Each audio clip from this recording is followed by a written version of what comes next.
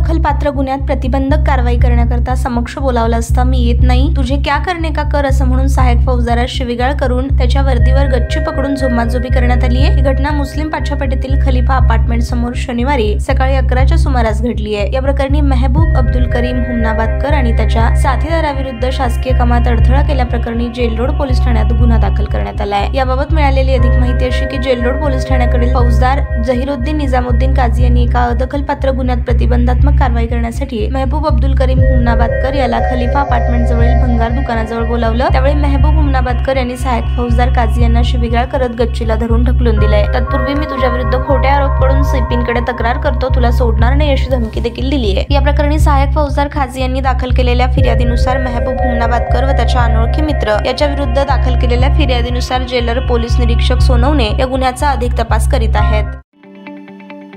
ताज्या बातम्या पाहण्यासाठी प्राईम महाराष्ट्र न्यूज चॅनलला सबस्क्राईब करा।